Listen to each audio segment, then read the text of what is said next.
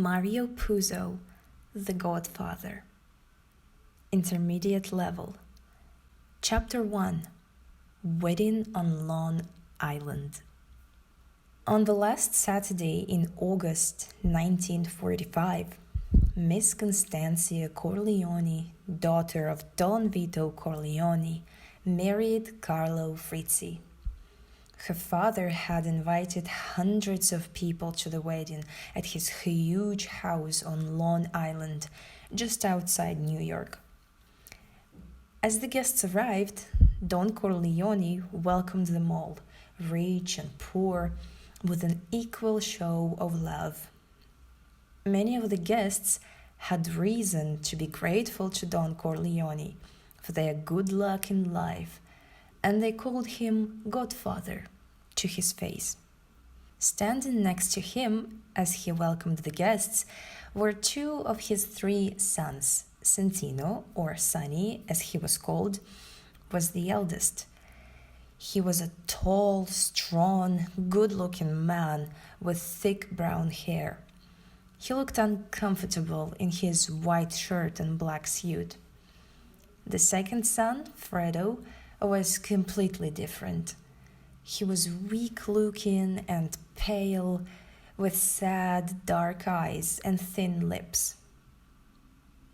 The youngest son, Michael, was sitting at a table in the corner of the garden with his girlfriend Kay. There was a gentle, innocent quality to him, with his soft, dark eyes and full lips, but his army uniform suggested that this was not a weak man, just a quiet one. He was embarrassed by all the singing and dancing, but he was quietly pleased that Kay was enjoying herself. This was the first time that she had met his family. "Who's that funny little fat man over there?" she asked, her eyes shining with excitement. "He looks about 60 years old, but he's dancing like a teenager." "That's Pete Clemenza," Michael said. "He's an old friend of my father's." "And what about him?" Kay looked at a large, ugly man who was sitting alone outside the house, talking to himself. "He's very frightening." "That's Luca Brasi," Michael smiled at Kay. "He's waiting to speak to my father in private." "Yes, but who is he?" "He helps my father sometimes," Michael replied quietly, looking at his food. Suddenly, the big man stood up and Kay looked away quickly, afraid that he was coming over to talk to her. But another man came up to the table instead. He had thin, fair hair and blue eyes. Michael stood up and the two men hugged each other warmly. "My brother, Tom Hagen, this is Kay Adams," Michael finally said. Tom Hagen shook Kay's hand, then whispered to Michael, "My father wants to know why you don't go to see him." Michael sat down without speaking, and Tom walked away into the house, followed by Luca Brasi. "If he's your brother, why does he have a different name?" Kay asked Michael when Tom had gone. "When my brother Sonny was a boy," Michael explained, "he found Tom Hagen in the street. Tom had no home, so my father took him in, and he's been with us ever since. He's a good lawyer.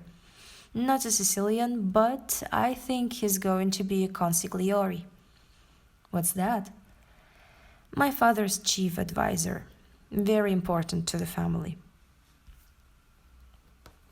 Suddenly, there came a loud, happy sound from the other side of the garden. The music and singing stopped. Connie, in her white wedding dress, left her husband and ran towards the gate, screaming, "Johnny, Johnny!" She threw herself into the arms of a very handsome, dark-haired man in a white suit, and covered his face with kisses. Then she led him by the hand through a crowd of excited, screaming girls to meet her new husband, Carlo. Kay turned to Michael excitedly. "You didn't tell me your family knew Johnny Fontaine," she said. "Sure. Do you want to meet him?" Michael smiled. "My father helped him to become famous." "Did he? How?" At that moment, Johnny Fontaine began to sing. "Let's listen to the song." Michael tried to change the subject. "Please, Michael," Kay said impatiently, reaching across the table and squeezing his hand. "Tell me." "Well, Johnny is my father's godson. When Johnny was beginning to become popular, he had a problem with his boss, a band leader. Johnny wanted to leave the band, but this man wouldn't let him. So Johnny asked my father to help. My father went to see the band leader and offered him $10,000 to let Johnny go. He said no. The next day, my father went to see him with Luca Brasi. 1 hour later, the band leader let Johnny go for $1,000. Kay looked confused. How did he do that? My father made him an offer he couldn't refuse. Luca held a gun to his head, and my father told him that if he didn't agree to let Johnny go, Luca would blow his brains out. At first, Kay didn't say anything. She thought Michael was joking, but Michael wasn't smiling. "That's a true story, Kay," he said quietly. Then he saw Kay beginning to look worried, a little frightened, so he squeezed her hand and added quickly, "That's my family, Kay. That's not me." "I don't know what to do, Godfather." Johnny Fontaine sat on the corner of the desk in Don Corleone's dark office and shook his head helplessly. Don Corleone was sitting in his leather chair, listening carefully to his favorite godson. He had, after all, traveled 2,000 miles from California to be at his daughter's wedding. "My voice is weak," Johnny went on. "I can't sing as well as I used to. There's a part in the film that I want. It would be perfect for me. If I had this part, I'd be a top star again.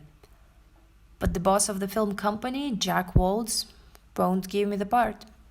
Can you help me?" "Go and rest," Don Corleone said. His voice was soft, but there was a rough quality to it that made everybody listen. It was a voice impossible to argue with. Something to do with the way he spoke without moving his mouth. "In a month, this man will give you what you want." "Too late." Johnny looked at his godfather unhappily. "They start filming in a week." Don Corleone stood up and put a fatherly arm around Johnny's shoulder. "I'm going to make this man an offer he can't refuse," he said, leading Johnny towards the door. "Now go and enjoy yourself." He kissed Johnny on the cheek, shut the door, and turned to Tom Hagen, who had heard everything. "What are we going to do with your daughter's new husband?" Tom asked. "Shall we give him anything important to do?" "No," Don Corleone replied. "Give him something small, a betting shop maybe, but never discuss the family business with him." "Virgil Solazzo called," Tom went on. "He wants to meet with you next week." "We'll discuss that after you get back from California." Tom looked surprised. "Why am I going to California?" "I want you to help Johnny. You're going to talk to this Jack Waltz. I want you to go tonight. And now, if there's no other business, I'd like to go to my daughter's wedding."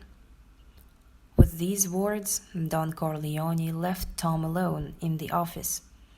went outside, took his daughter by the hand, and danced with her to the slow Sicilian music.